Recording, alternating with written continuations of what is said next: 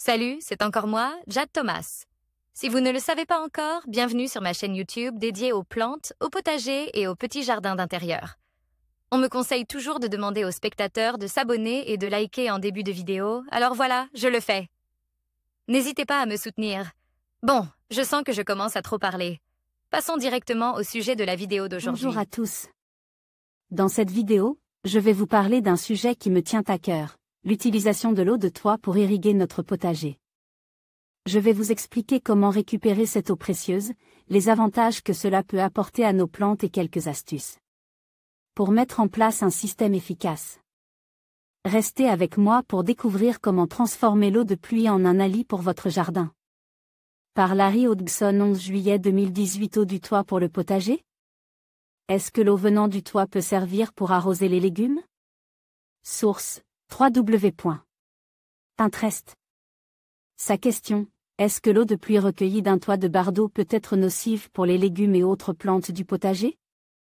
Marie-Claude Chevrette. Réponse: l'eau qui ruisselle du toit prend son lot de contaminants en passant, dont des produits chimiques venant des barres d'eau et de la gouttière, des déchets d'oiseaux et d'animaux et des tanins et autres composés venant des feuilles mortes présentes dans les gouttières.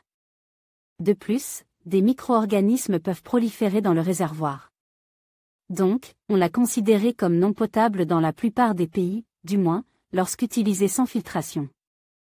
Curieusement, dans d'autres pays, les habitants ne sont pas aussi délicats et cette eau est leur source principale d'eau potable. Les racines ont une membrane perméable, mais sélective, elles ne laissent pas n'importe quelle molécule pénétrer.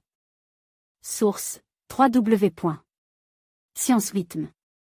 Comme l'eau qui pénétrait dans les plantes, par contre, filtrée de diverses façons, par leurs racines, par les microbes du sol, etc. Et de plus, les plantes ont la capacité d'utiliser certains produits que nous considérons comme des polluants en les convertissant en produits qui leur sont utiles. Normalement, donc, les plantes qui utilisent cette eau sont suffisamment propres pour la consommation.